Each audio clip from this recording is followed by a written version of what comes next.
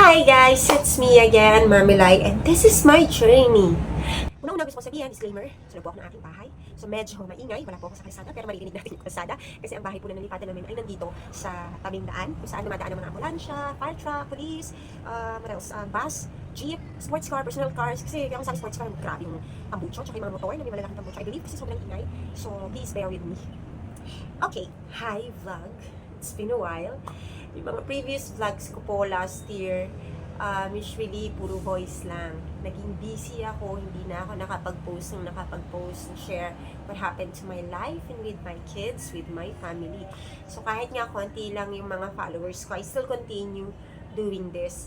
To be honest, nag-video pa rin ako, pero mga short na videos na lang siya, as in reels na lang yung ginagamit ko, or shorts video. And this time, I wanna share with you, since January pa naman, habol pa ako sa aking, ano bang maganda, yung pag-goodbye sa 2025. I just want to share with you what happened to us sa mga decision namin. It's kind of, I believe, it will motivate some of you na nawalan din ng pag-asa tulad namin. It will help you to believe in yourself again, kasi yun yung nangyari sa akin personally. Ang ingay. So personally yun yung nangyari at kung paano kami nakaka-survive. Up until now, I'll be honest, we're still surviving. Pero compared to my last year, mas gumanda yung blessing. Okay? Balikan natin. Not last year. Compared to 2024, mas gumanda yung blessing natin. Kasi nag-i-improve na rin yung mga decision making namin ni tatay. So, balikan natin. Last year, hindi kami nakapag New Year's sa bahay namin, dun sa nirerentahan namin. Then, na malapit sa bahay ng ate ko. Kasi, ito kami nag-celebrate sa bahay niya. Bukod kasi parang gusto kong mag-ingay ng New Year para lumabas yung bad spirit sa loob ng bahay. Kasi nga, napapadalas yung sakit ng mga bata. And even I, na malakas ang resistensya, nagkakasakit, kung ano-ano na yung nararamdaman ko. So, going back to my 2025, the plan is, I'll be act like a mother. I'm not saying hindi ako nanay ng mga nakaraang taon pa. Pero yung mas focusan ko yung pagiging nanay, pagluluto ako, maglalabas. Alam mo yun, sa bahay. At napakahirap nun. Kaya ko i-assure sa inyo. Kasi hindi siya madali. Kasi ang hirap nung buong araw kang gumagawa. Tapos, wala ka namang sahod. Tapos mamumblema ka ba? Lulutuin. Something like that. Tapos parang pagod ka kahit nakahiga ka lang. Mga ganong pangyayari. Okay. So, yun yung plan. And then, yeah, going back, January, yun lang, nagkakaroon kami pa rin ng financial problem. Though medyo malaki-laki naman ang sahod ni tatay, but nagkukulang pa din. Pero, compared to the previous years, meron kaming nakakain everyday. Yun na lang, difference. And then, pagdating ng February, nagkasakit si baby Momo, pneumonia. Nagtagal din siya 7 days, but we have, or tatay have, HMO, covered siya. So, from 80 or 90,000, parang 500 or 600 or 300, hindi ko na maalala, yung naging bill namin. So, medyo mabigat din that time, kasi dami naming mga biglaang binili, doon pa naubos yung gatas niya, suka siya ng suka. And then, yung diaper, kailangan palitan, kasi we're using pants. So, kailangan namin palitan kasi nasa paa yung dextrose niya. So, hindi namin masusuot yung diaper. And, yun. Baby pa siya nun. Wala pa siyang 1 year old. That's February. Yan yung mga motor na malalaki ang ano. Ayun yung mga ambulansya. Hindi ko alam kung naririnig sa video ko. Wala pa akong microphone. Kaya hindi pa, yung background noise, hindi pa nako-cover. So, third month is March. Ang na-confine naman si Ate Mimi. No-hospitalize siya. Medyo nagkaroon ako ng problem na ipa-hospital siya sa public. Hindi dahil nagmamayabang ako. Wala nga kami. Pero gusto ko yung assurance, yung kapanatagan ng aking puso. So, umabot kami ng bill doon. Wala siyang HMO. PhilHealth lang yung inasahan namin. Kasi parang si PhilHealth merong levels. Like, may dalawa yung nakitang sakit. So, it's pneumonia and UTI. Pero yung kumbaga major and minor, yung major sakit niya is UTI talaga, na may mild pneumonia lang siya. So, pagdating sa PhilHealth, meron sila mga ganyang category na hindi ganun kataas yung bawas. Kasi major yung tinitingnan. So, maliit lang talaga. So, nakapag-down kami ng 20K. Kasi hindi sila mako-confide pag hindi nakapag-down. That time, nakapag-loan kami ng malaki para sa isang tao para mabayaran yung mga previous utang namin ng mga 2024. At luckily, nabayaran namin yung mga major. Then, yung other money na gamit namin sa hospital. Pero, hindi naging enough. So, nagkautang ulit ako na. Sabi ko ako na kasi si Lumi naman yun. And I let tatay decide na lang kung gusto niya makishare, pero ako yung nangako na ako na. Nang hiram ako dun sa younger sister ko, sa kanila mag-asawa, nagbigay siya ng 30 plus, and yung partner ng ate ko, nagbigay sila ng 10 para makalabas yung anak ko. So, ayun, nakalabas naman. And, ayun, ang daming nangyayari. Pagdating ng April, birthday na ni Momo, kinancel namin, February pa lang, kasi yun nga, nagkakasakit. So, natatakot kami expose pa siya sa maraming tao kasi, alam mo na, naniniwala pa rin ako baka dahil dun sa pagiging premature niya. Kaya, ang bilis siya makasagap ng time na yun ha, ng sakit. So, syempre, kanina naman ang blame, I always blame myself kasi napaanak ako ng maaga. So, pagdating ng April 5, may blessing na dumating sa akin. Hindi naman siya kalakihan. So, sabi ko, ay hindi, wag natin gawing malungkot ang birthday ni Momo. So, nag-celebrate kami ng birthday ni Momo with my family kasi taga Cavite lang naman. Isa na sa Makati, yung isa na sa Pasig. So, mabilis na sila makakarating kung dito kami magkikita-kita sa Makati. And the second one, yung family ni tatay na sa Mindoro.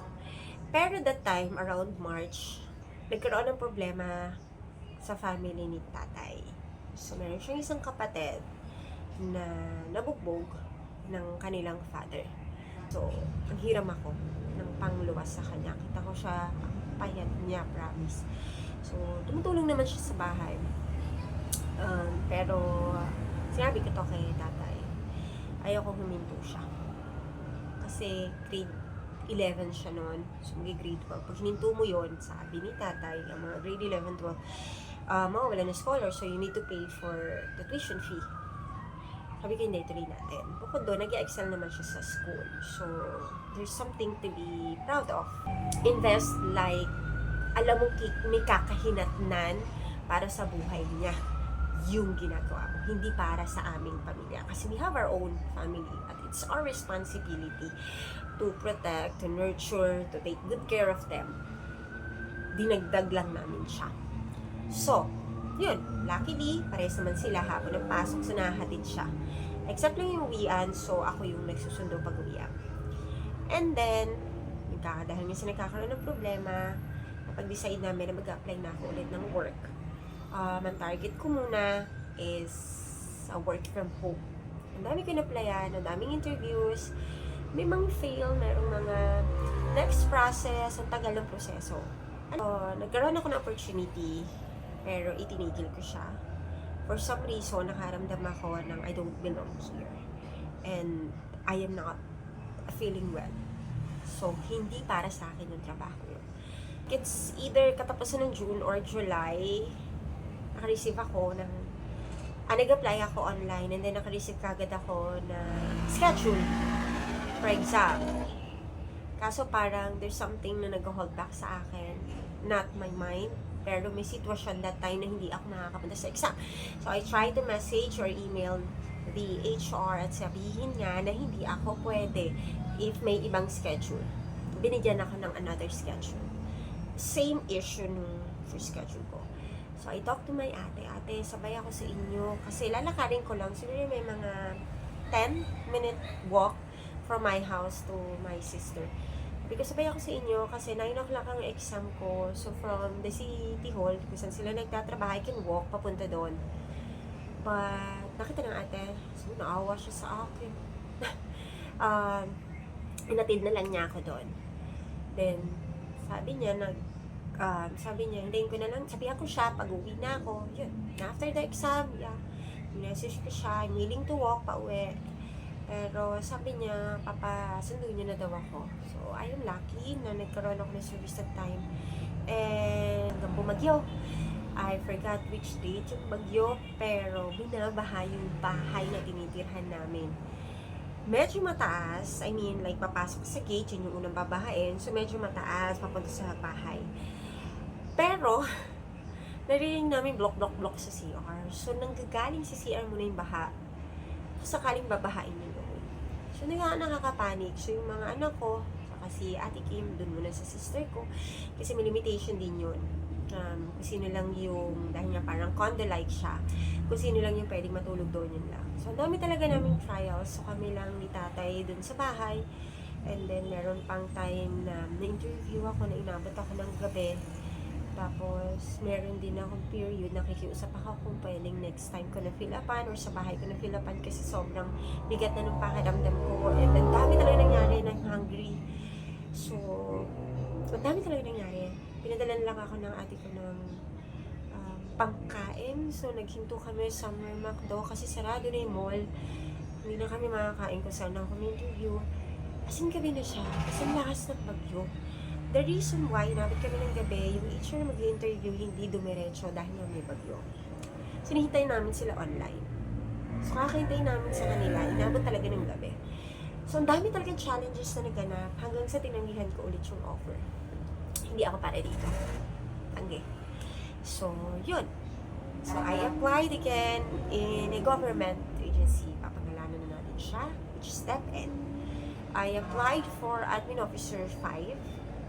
And luckily, nakapasa yung qualification ko doon. Naka-receive ako ng for exam. Kasi nung natapos ako mag-exam doon sa isa, dire-diretso tayo. Kasi mauna. Yun na lang yung sabi ko. And then, hindi madali yung exam. Kasi, i-discuss ko na lang sa mga susunod. Pero hindi siya naging madali. Yun, medyo malaki sahod nun. Kasi Officer 5. Pero admin lang compare sa other position. Pero hanggang doon ka na lang unless hindi man ako qualified for supervisory. Like, supervisory na magiging head ng DepEd. Alam niyo yun.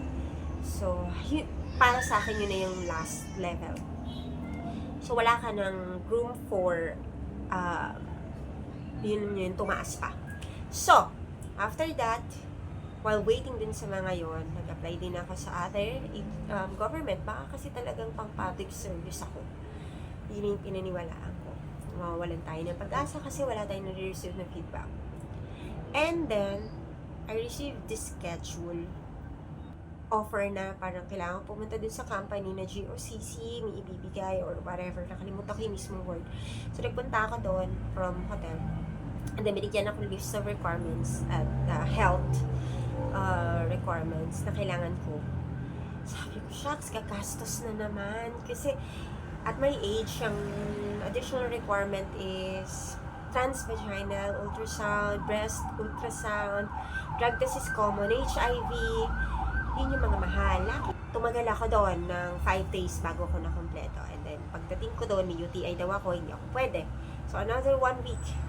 Tapos, nung nakapagpasa na ako, wala daw si President, balik na lang ako ng Monday. Pagdating ng Monday, in-announce, walang pasok due to bagyo. So, Tuesday, na-move yung sabi ko, ba ito? Parang minumove ni Lord. Ay, may something ba na hindi ba dapat i-grab? Pero, sayang yung opportunity, maganda yung benefits in a way. Kapag na-regular ako, maganda yung benefits niya. Sabi ko, ba yan?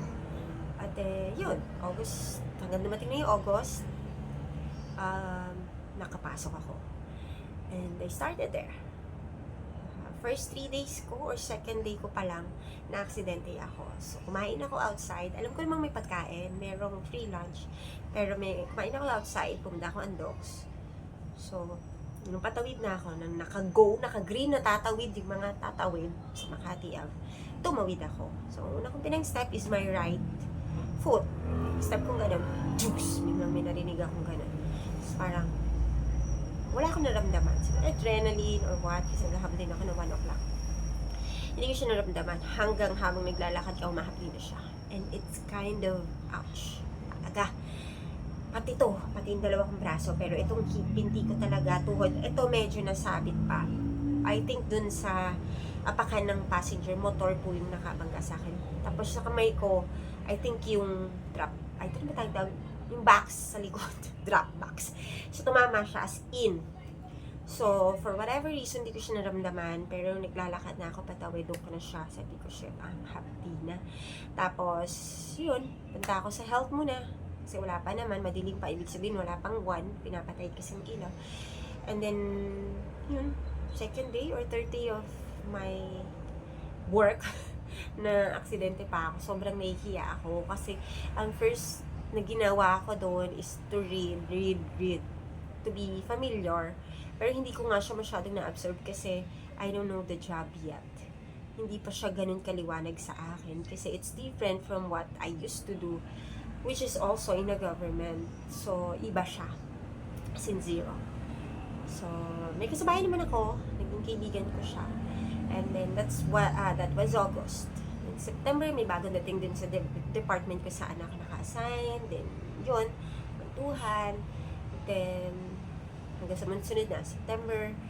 And then, wala pa kaming sahod. August, September. So, I was supported by my tatay. Tatay not daddy. Tatay is the father of my child. Or children. So, yun. Pagdating ng October, the way I compute it, I believe nasa sahod na kami. Kasi I've been working in the government, so I know how the process, kahit pa paano. So, naniniwala ako nung na-receive namin yung salary. And, technically, not worth technically. Super duper need ko that time. Kasi, October mag-end na kami doon ng contract doon sa laging nagkakasakit na bahay. So, October, binitulipat na. So, hinayaan ko muna ang balak na may continue yun. Pero hinayaan ko muna si tatay kung gusto niyang maghanap. Nung sinabi niya, sige, ikaw na maghanap. Kasi ako rin nakakita nun.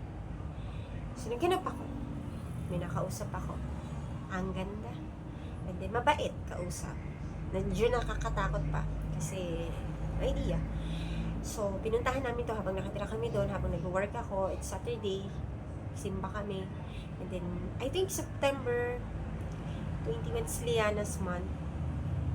Dahil nga birthday niya at kamatayan niya, parang doon namin ginawa lahat. So, nakita namin, tapos kinausap namin kung pwedeng October ganito, maglipat, ganun-ganire, no need for check, ganun. And yes, we found this place. Doon may kaingayan, yun lang yung niya, at medyo luma na siya. So, ang kalaban namin, dahil alam niyo naman ang condo, maraming ipis.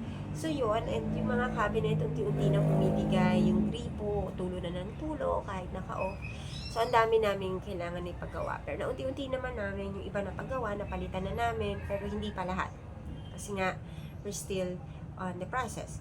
So, bago kami makalipat dito, talagang nape-pressure na ako kasi nakapag-down na kami. Pero yung paano namin ililipat, palalamove, hindi ko, wala akong money that time. And hindi pa sahod ni tatay. So, parang nag-worry ako kasi teka lang, paano ba to? Kung paano ko ba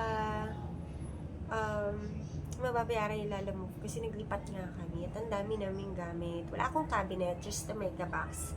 Tapos, tong kama na ditiklop, yung bed frame, iniwan na namin. I have a small mesa, mga fan, aircon, yan. So, nakapaglalamove na kami, wala pa. Kinulit ko yung isa ko office mate, ako meron na, bakit ganun? Kasi yung una ko salary, nag-compose of 2 months, pinang down dito. So, hindi ko masyadong nararamdaman, hindi ko na-treat yung self ko with that money. Kasi, ang treat ko is for my family, na magkaroon ng peace of mind, nakatira ng matiwasay, walang baha, sa bahay na to. Yun na yung regalo ko. Then, we started like that. So, wala kaming bed frame kasi iniwan nga, so dito kami natutulog. And then, biglang, poof, may sahod na. Nakabayad ako ng lalamove that night kasi night kami lumipat. And then, dito na rin dumiretso si tatay. Some of our things, binalikan pa ba? Parang hindi na. So, we're happy na nakalipat. Sa punas-punas lang, linis-linis kami, kahit amoy pintura pa. Yun, nag-enjoy kami, umakyat kami sa taas, pasyal, baba, punta sa pinakamalapit na mall para mag-grocery. Ang daming nangyari. So, we're happy na nakalipat kami ng October na yon. Kasi, October 18 was my birthday. October 12 yung salary ko na normal. Sahod na normal na. Kasi parang holiday ba? Basta may something. Pagdating ng October, okay, dire-diretso na October ng katapusan, November ng ganito, dire-diretso na. So, nakapag-start na ako magbayad. Tinreat ko pala yung kapatid ko kasi may utang ako sa kanila, sa partner niya. Hindi na ako nagbabayad. And then, meron na sa katunayan, may mga nabayaran na ako, may natapos na akong isa tao at marami pa akong dapat isikasuhin. At ang dami ko pang bayarin. So, hanggang umabot ng December, nakabili na ako ng pang-exchange gift na hindi ako ng problema. Nakabili ako ng giveaways, nakabili ako ng regalo sa mga anak ko. Kasi yung previous year, 2024, talagang ginawa ko ng paraan na kahit 5 piso worth of gift na ibigay ko. Kasi, alam mo, nag-affiliate tayo kahit 50 pesos lang yun, nakakapagtabi ako. Nakakabili ako ng regalo sa kanila kahit kita tayo. In my most simple way. Kasi ako, kung paano ko na ipapakita yung love ko is through gift. Kapag niregaluhan kita, mahal kita. And I am thanking you. Kung niregaluhan kita kahit hindi ko man nasasabi or hindi kita kapamilya or best friend, it's because I am thanking you for being part of my life. So this year, our plans is to pay all of our debts. Ma-regular ako. Hindi na magkasakit yung mga bata. At kung magkasakit man, mabilis na kami magkakaroon ng matutupot. Basta lahat, mabayaran ko. Magkaroon kami ng financial freedom. Kung alam nyo lang kung gaano kami bumagsak, lumagapak ng 2023 na naging 2024 nung nanganak ako ng maaga, lahat yon yung mga panahon na wala kaming bahay na matirhan, lahat yon with God's guidance na lagpasan namin. Alam nyo ba, hindi man kami regular yung nagsisimba. Magkaiba kami ng religion ni tatay. Pero yung paniniwala namin sa isang Diyos, andun. Talagang kapit kami sa Kanya. Na yung mga words namin na ikaw na bahala, Lord, alam ko, gagabayan niyo pa rin ako. Even yung pag-handle namin ng salary, talaga nagpapaguide pa God. God, gabayan niyo kami sa pag-handle ng pera na hindi na mapunta kung saan. Gabayan niyo kami sa lahat. You know, in a simple day, papasalamat ka talaga kahit walang okasyon, kahit hindi mo birthday, basta naglalakad ka or nakakasakay ka sa jeep, nagigising ka, nakakaligo ka, nakakakain ka, sobrang pasasalamat ko na yun. Nakakapagsalita ka, sobrang ang dami ni Lord, pinadalang tao para tulungan kami. Actually, marami pa rin naman akong dapat balikan. Ang dami naming plano sa buhay. Pero yun nga, kailangan naming paglabanan pa, pagbutihan. Sabi nga nila, do not work hard, but work smart. Pero yung hard work, kasi part yung pagiging, sa akin ha, personally, part ko yun ng pagiging smart. Kasi paniniwala ko na yung mga pinaghihirapan, talagang ang ganda ng resulta. At ang sarap sa pakiramdam. So, yung dami ng stress na naranasan ko, postpartum, yung nawala yung tiwala sa sarili ko, iiyak ka na lang na nalagpasan ko yun. Kasi, hindi biro ang pangit ko, ang daming mga, kung ano man tumubo sa leg ko, tapos nabangga pa ako, tapos marami na ako nakakalimutan, tapos mga fresh grad yung mga kasama ko na alam mo yun, related sa trabaho, tapos may experience ako, wala, ang layo, pero all throughout my journey, nandiyan si Lord. Sobrang pasasalamat ko talaga. And I've been struggling a lot believing in myself again. Na mababalik ko yung insanity ko. Insanity. Basta yun. So, with the people around me, the support, di man lagi, minsan nasasemonan ako ng kahit mas bata pa sa aking kapatid ko. It's fine. Sabi ko nga sa tatay ko na nagagalit, ba't sa mga kapatid ako nagsasabi, kahit bata. It's fine. Kasi mas tanggap ko dahil they cared. Hindi ko tatanggapin yung mga sermon na hindi namin, wala namang pakialam sa buhay ko. So, yun. Ang dami naming struggles talaga. So, with Him talaga, all things are possible. As in. So, yun lang naman yung gusto ko i-share. Then, siguro yung mga susunod ko i-share, I'm not sure kung ito bang bahay, yung i-discuss ko, or yung work, paano ko nag-apply sa mga different work para magka-idea yung iba. At kung napasa ko ba or hindi, kung ano masasabi ko sa company, not to tell a lie, but as much as possible, guidance na din sa mga mag-apply. So, yun lang. Thank you so much for watching, and I'm sorry kasi 2 days na ako absent. I'm not feeling well. I am maputla lately. Pero yung kahapon, meron lang ako ibang inasikaso. Then ngayon, nagkaroon ako ng problema sa health. So, I stayed and rest. Pero I believe ngayon okay na, napagpawisan na ako. So, thank you Lord again for this wonderful day with my wonderful kids. And thank you guys for watching. Kung may manonood man, thank you so much for contribution. Thank you, bye!